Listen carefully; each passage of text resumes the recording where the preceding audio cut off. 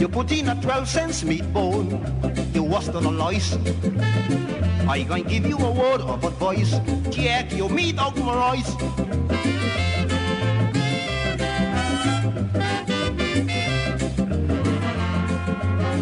Get ready to mix memory and desire as author Lee Johnson gives us a book that he says gives us food but with a large side dish of history.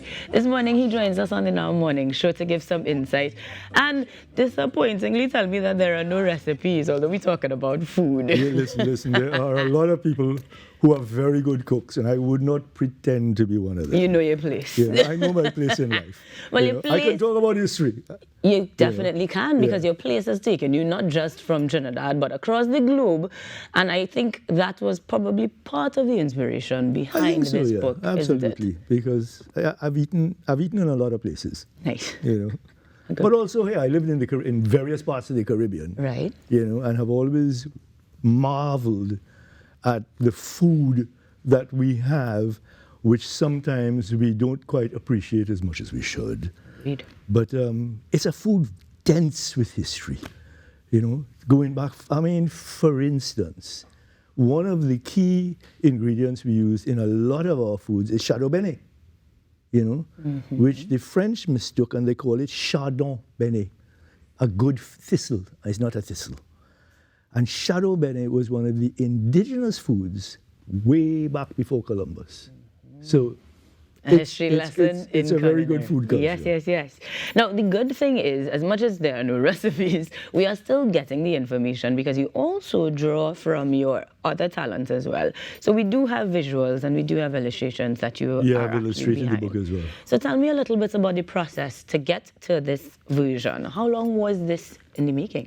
I think it took probably about 4 years because it's a densely researched book.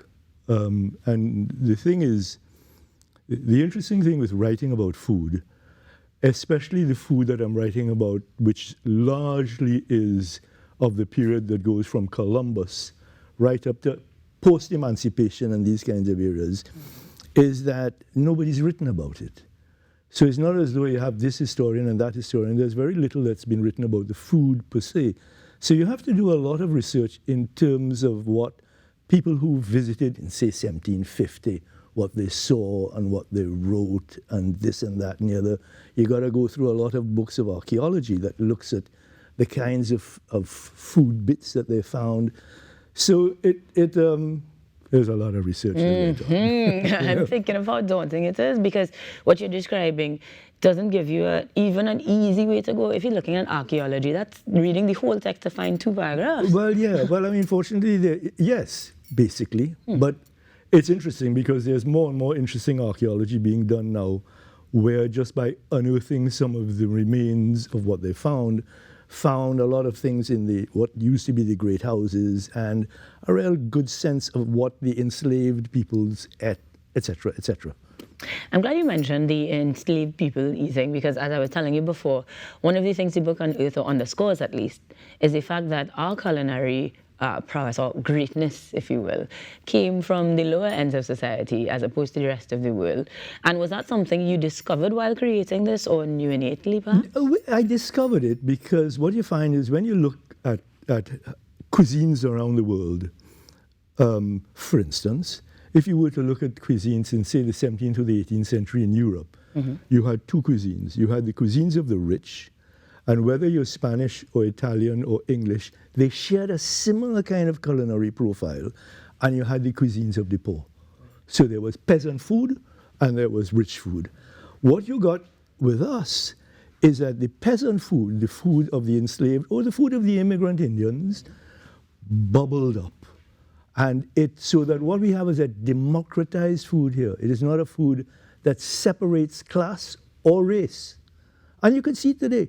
I mean, the people that eat the callaloo and stew chicken and so on, whether they be poor or rich, it's the same callaloo and stew chicken. So that fact that we have such a democratized food makes our food one of the most, well, the unique food of the world. Definitely does. Even more ways to find pride in Trinidad and Tobago, really, because when you travel, a great way to experience the culture is through the food. So you are raising some incredible points in this book that I hope that everybody grabs a copy of. To do that, though, we will be having a book launch, and that is happening on the 28th this weekend. That's really We're heading to the tanks. Tell me a little bit about how that'll unfold. Will there be a reading, for example? Well, yeah, what I'm going to do is I have a bunch of people that will come, and mainly what I will do is an extended version of what we're doing now. I'll tell people, let me tell you what's in the book, because it's basically an extended ad for why they should buy the book. And I will do a bit of a reading towards the end. I'm not sure people want to sit down and hear me read, you know, but I'll read enough so that they could get a flavor of how the book sounds like, as opposed to the content, which is when I chat about it.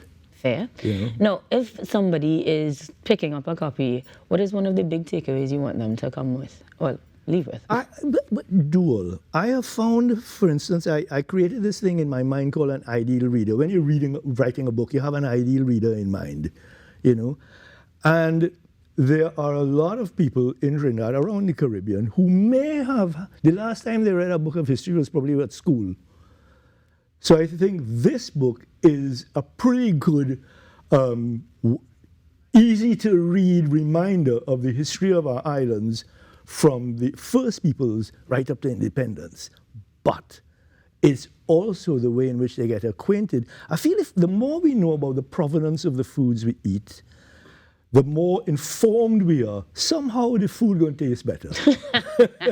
I like that thought. You know, because when you're sitting down there and eating callaloo, you're eating pilau, and the book says, let me tell you where this comes from. So that, you know, I mean, once you're informed on anything, you appreciate it more. That's true. You know? That's That's why they should buy the book. And now I'm hungry. Problems to have in the morning. Speaking of buying the book, where can we do that? From about Saturday, you can get it at Paperbase, which is just around the corner here. Like that. And then presumably the publisher will make sure it's there in many of the other quality bookshops around town, or Amazon, of course.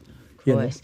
Now, in terms of this one, it is a standalone, but are there any others we could look forward to from you in the near future? Well, I don't know about food, but I have other plans in mind. Well, keep trading them out, because this is going to be a fantastic read. I'm hoping that on Saturday you have too many people coming, as much as you told us. A Taylor Swift concert. A Taylor Swift concert. I like that for you. But for now, we are going to get into the culinary through this incredible piece. It's called Mixing Memory and Desire, How History Shaped the Foods of the Caribbean, and you can get your copy at Paperbase this Saturday. For now, though, we thank you, Mr. Johnson, for continuing to bridge the gap, if you will, share the information, and give us even more reason to be proud of Trinbago. Well, thank you for interviewing me. A pleasure. Guys, this is the Now Morning Show. Even more things that you should, well, take note of after these messages. Stick around, guys. And I ain't moving until I eat Beche, Trini. I'm a born Babajan. I don't like to fight. But when come to the occasion, man, I die for my right.